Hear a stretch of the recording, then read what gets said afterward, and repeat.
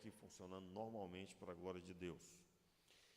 Lucas capítulo 11, versículo 1 ao 4, diz assim a palavra. Um dia Jesus estava orando em certo lugar, quando acabou, disse-lhes um dos seus discípulos: Senhor, ensina-nos a orar, como também João ensinou os seus discípulos. Ele lhes disse: quando orares, dizei: Pai, santificado seja o teu nome. Venha o teu reino. Dai-nos cada dia nosso pão cotidiano. Perdoa-nos os nossos pecados, pois também nós perdoamos a qualquer que nos deve. E não nos deixeis cair em tentação, mas livra-nos do mal. Vamos orar? Meu Pai, muito obrigado pela Tua palavra. Te pedimos, Pai, que o Senhor encha o nosso coração de anseio por buscar a Tua face.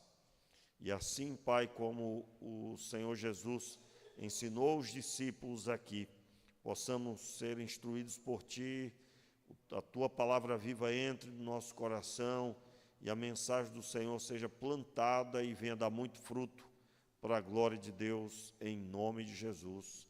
Amém. Muito bem, o texto de Lucas, capítulo 11, a primeira parte que eu li, o verso 1 ao verso 4, cita o momento em que Jesus ensina a oração principal de todo crente. Não a repetição da oração do Pai Nosso, mas os temas que aqui estão estabelecidos.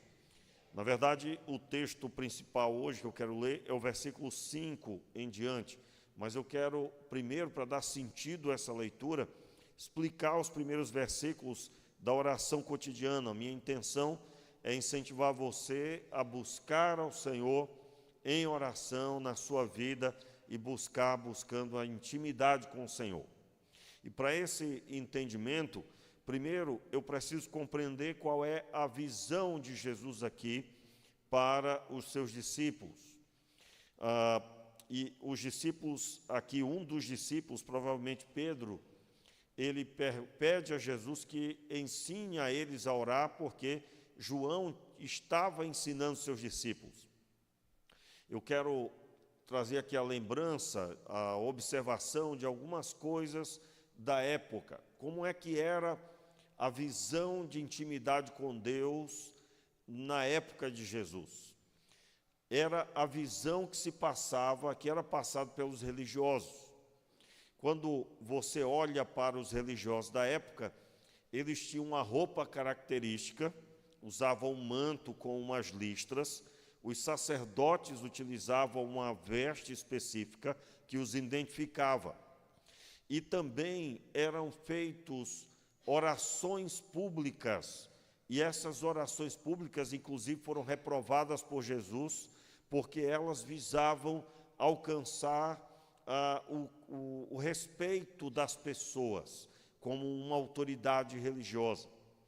Então, a intimidade, entre aspas, com Deus estava ligada àquilo que se vê.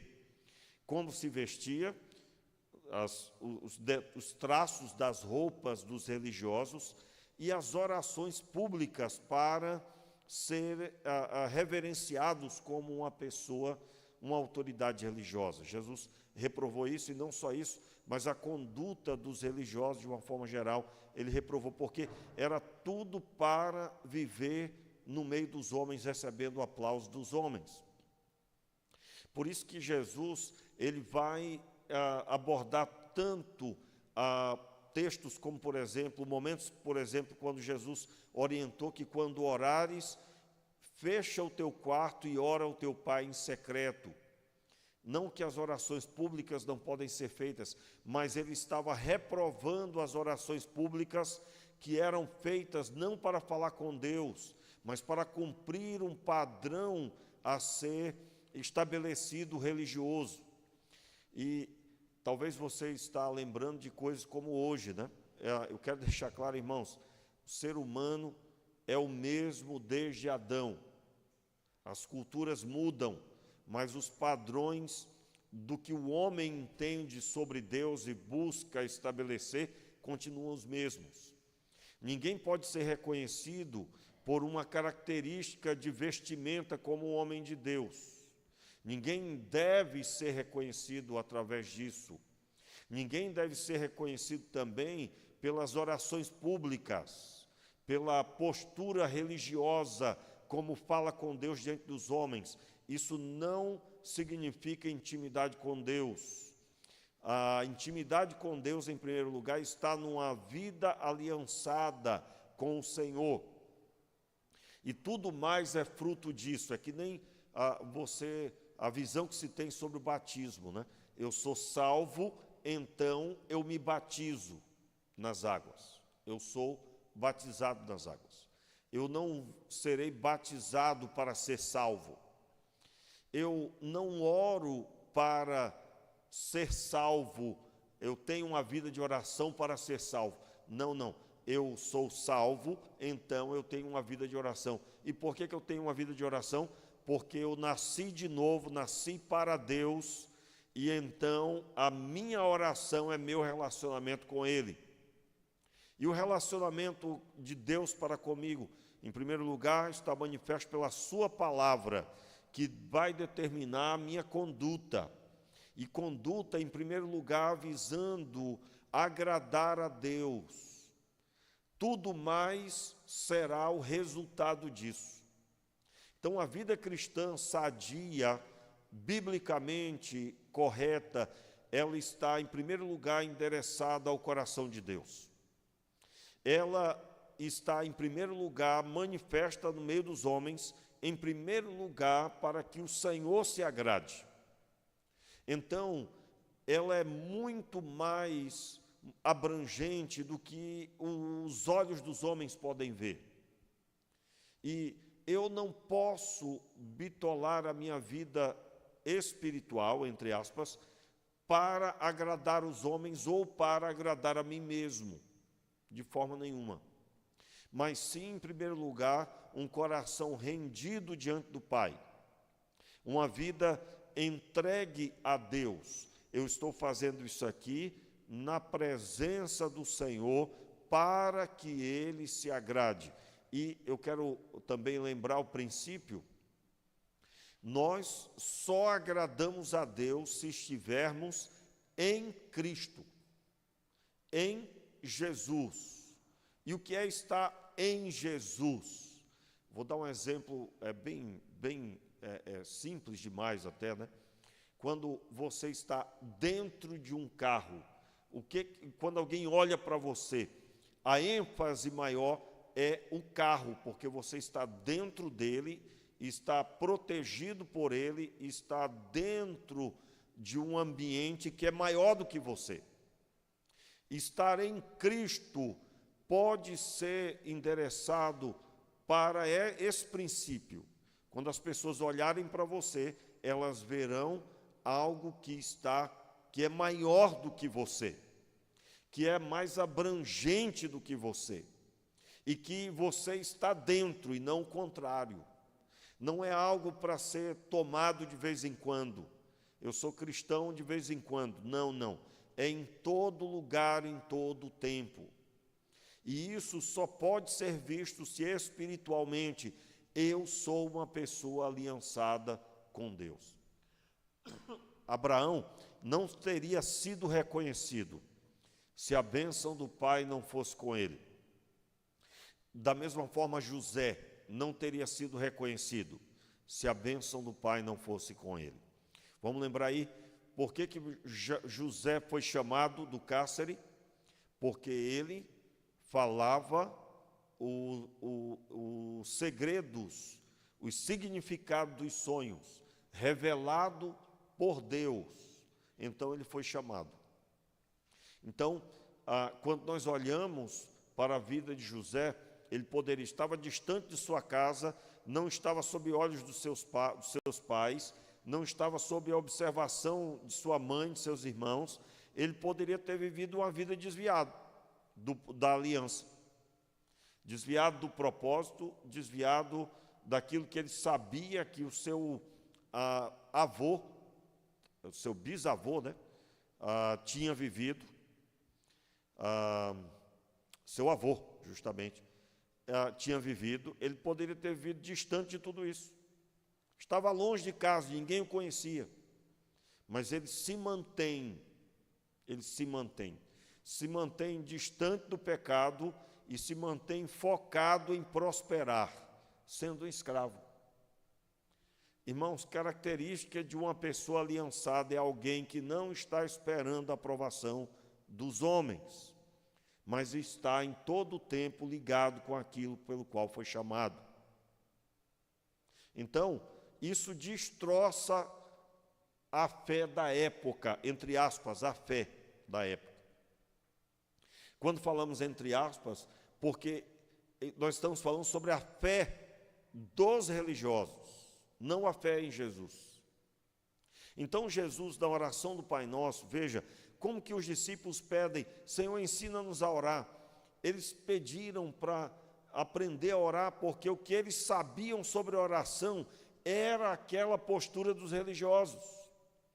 Por isso, meus irmãos, quando Jesus censura os fariseus, os religiosos da época, está lá em Mateus capítulo 24, se eu não me engano, você vai encontrar lá a censura dos fariseus. Jesus tem um discurso longo para censurar os religiosos. E ele diz: olha, vocês fazem um prosélito, vocês ganham uma pessoa para a fé de vocês, mas no final vocês conduzem essa pessoa para o inferno. Por que Jesus estava dizendo isso? Porque o que eles viviam não era relacionamento com Deus. E se alguém os seguisse, também terminaria conforme eles eram. E aqui vem uma mensagem, forte. Nós temos que saber o caminho que nós estamos e a comunhão que nós temos, a aliança que nós temos com Deus. Porque se nós estivermos chamando pessoas para nos seguir e nós estivermos perdidos, essas pessoas também estarão perdidas. Pastor, mas o senhor está questionando, nós não estamos salvos, não. Meu irmão, se você não é aliançado, você não é salvo. Se você não vive diante de Deus e queima aí no seu coração, é aquela pessoa que, quando peca, ela sente algo reprovando sua vida extremamente. Ela erra, ela não consegue caminhar enquanto não corrigir a trajetória. Isso pode durar um mês, pode durar uma semana, não deveria. Mas aí eu estou falando sobre as muitas possibilidades. Quantas vezes nós erramos com algo, com alguém até, e só às vezes, tempo depois, paramos, pensamos de: meu Deus, eu errei. Quantas vezes? E isso é um indicativo de que nós estamos necessitados sempre da luz, porque senão não enxergamos.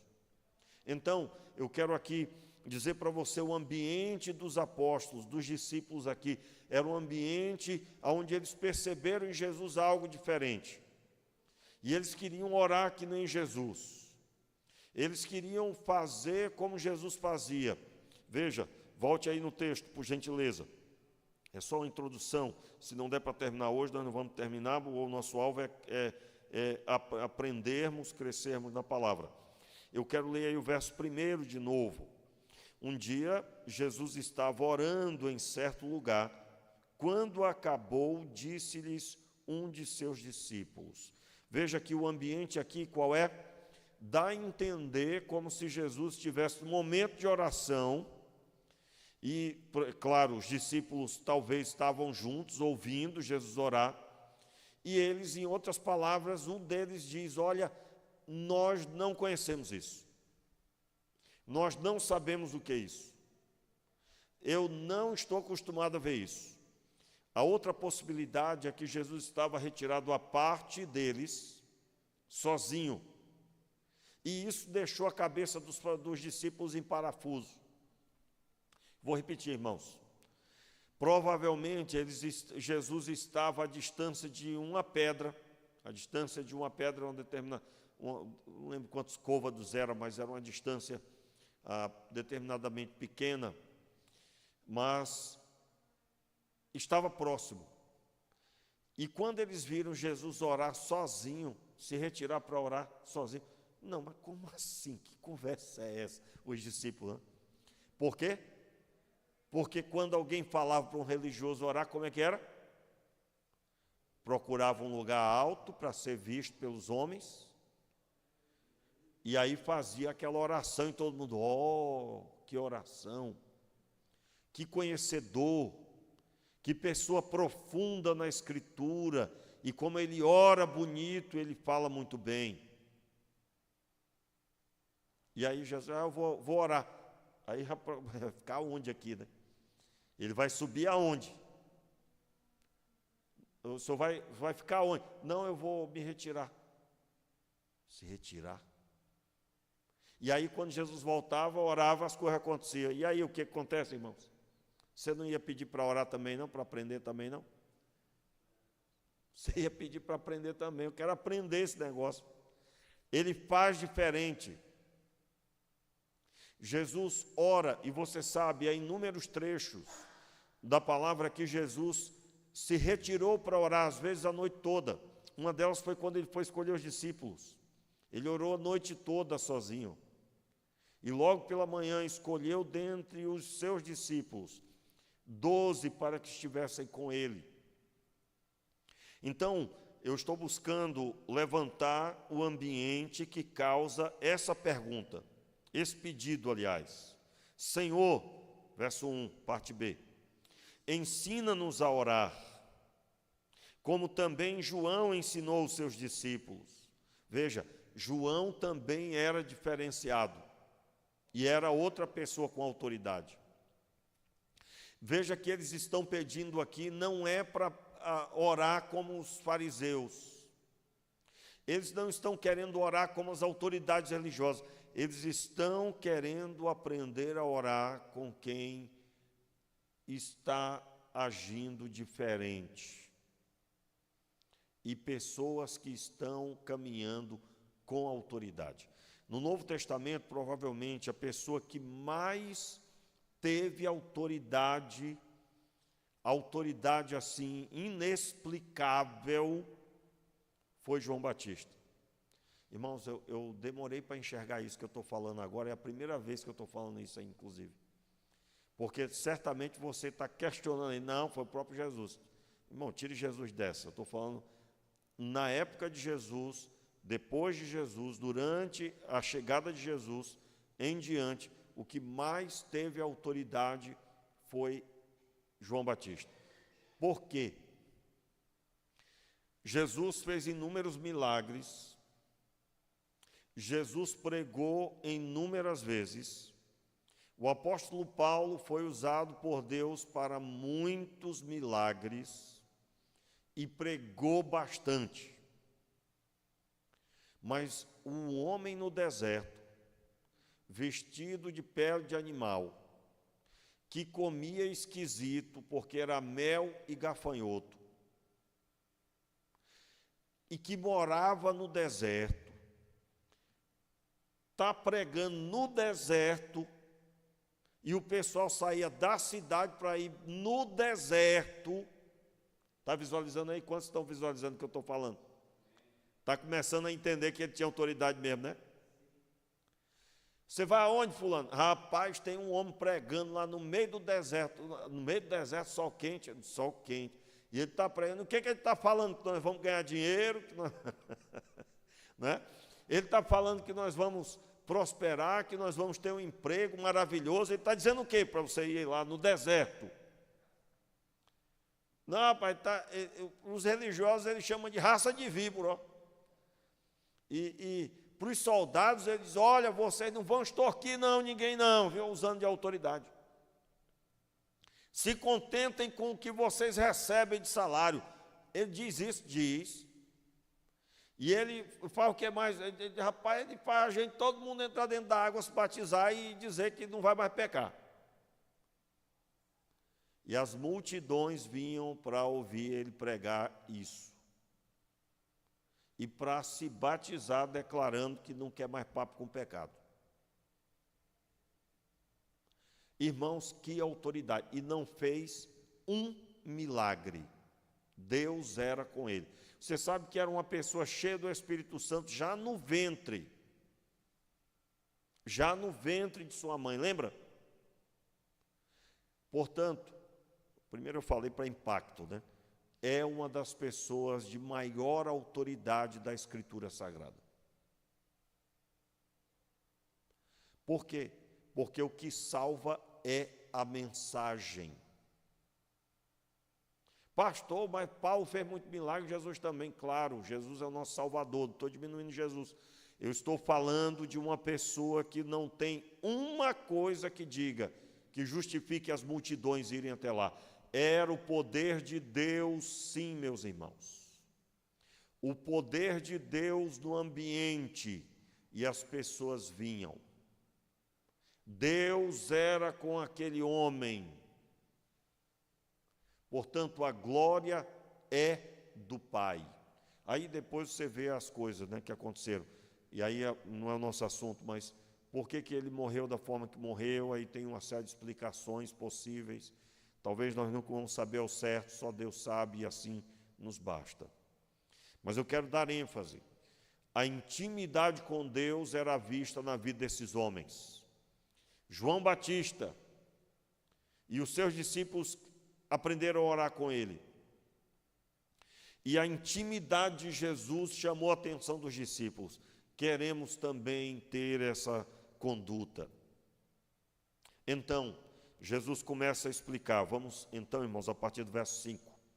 Diz assim a palavra. Então, ele lhes disse: qual de vós terá um amigo, e se este for procurá-lo à meia-noite e lhe disser: amigo, empresta-me 3 pães, porque o meu amigo chegou de viagem à minha casa e não tenho o que lhe servir.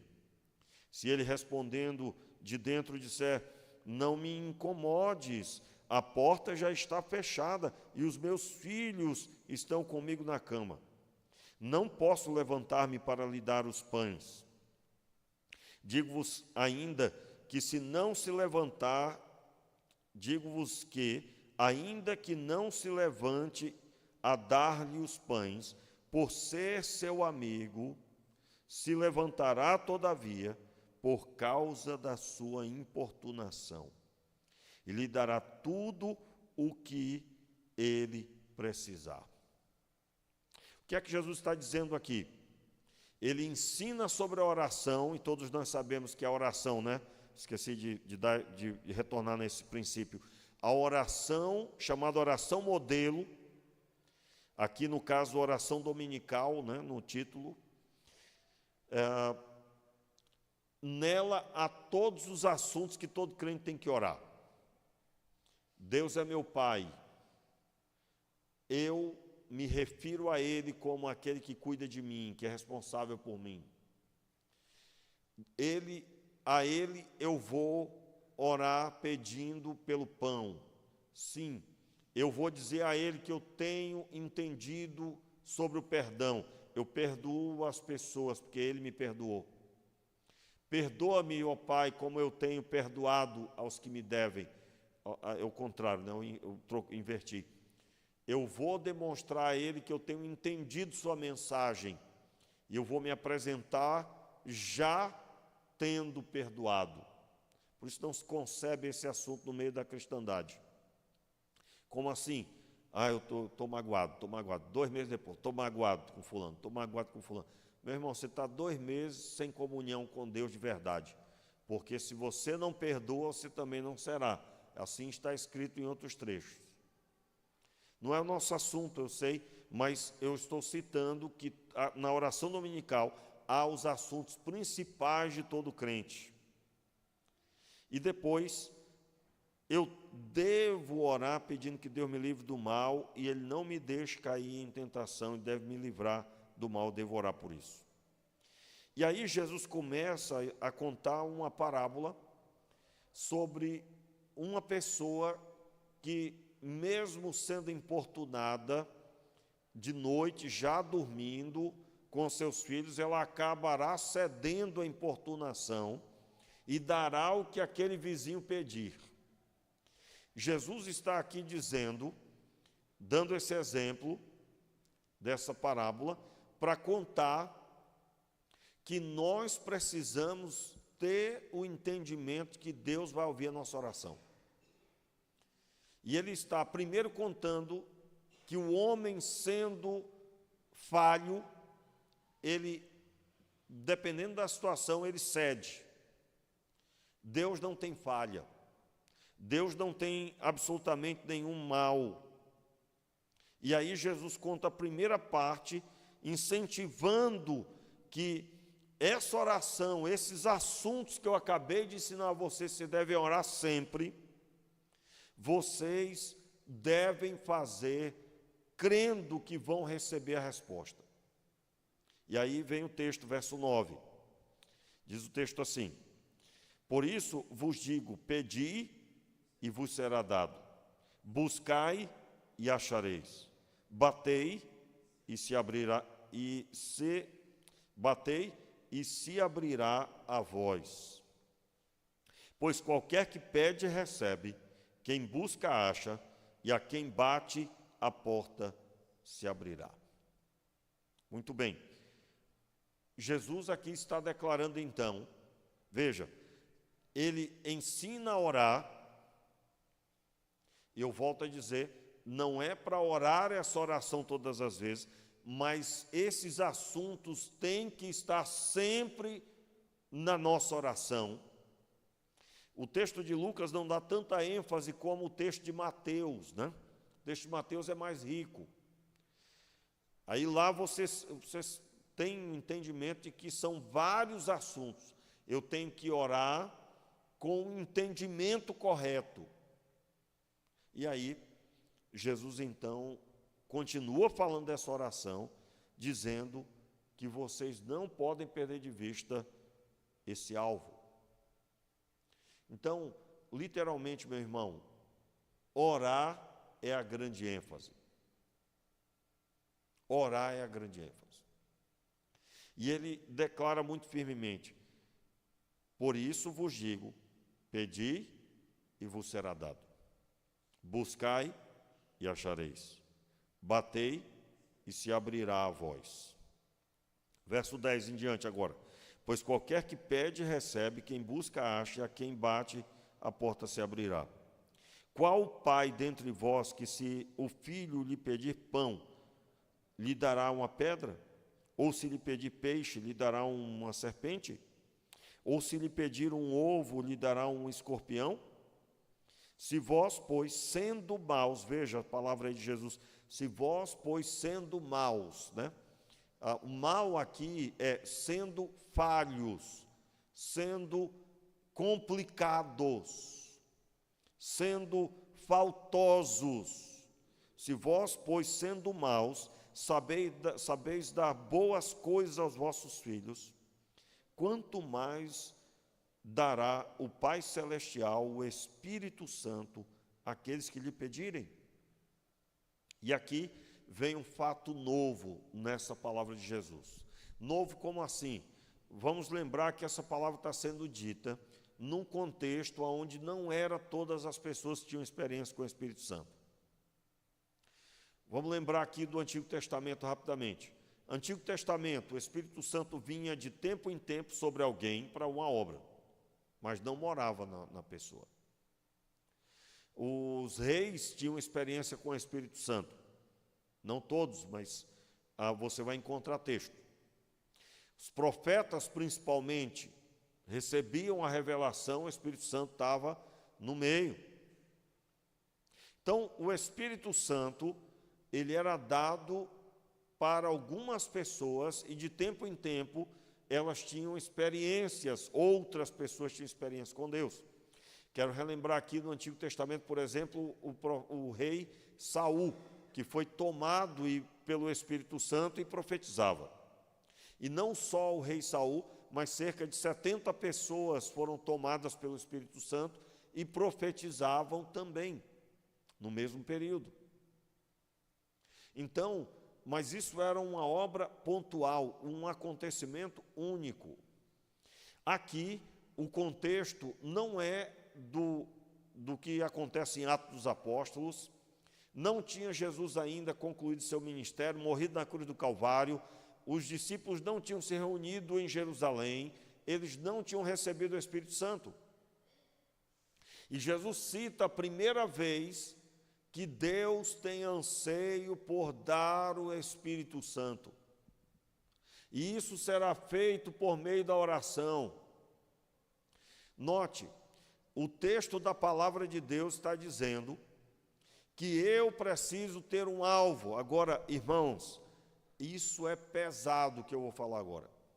Eu creio que desde o começo, principalmente quando eu falei sobre os ranços das épocas, que o ser humano é o mesmo desde Adão, eu creio que somente se abriu quando eu fui falando dos religiosos, suas características. Você vai encontrar igrejas que são reconhecidas pela vestimenta. Você vai encontrar líderes que são reconhecidos pela forma de se vestir. E que, no passado, eu me lembro que isso era bem mais forte, hoje em dia, nem tanto.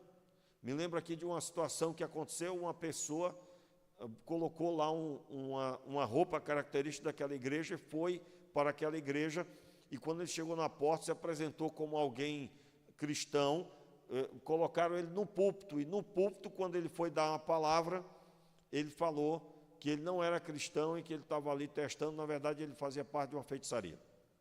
Isso aconteceu aqui na nossa cidade. E por que isso aconteceu? Porque a aparência religiosa determinou. Por outro lado, né, meus irmãos, aqui na igreja eu já tive pessoas, né, chegando, visitando, e dizendo, eu quero cantar. Eu digo, pois não. Aí você é da onde? É de tal igreja. Pois é, me dê o nome do seu pastor aqui, o telefone dele, e aí a gente marca o próximo culto, você canta.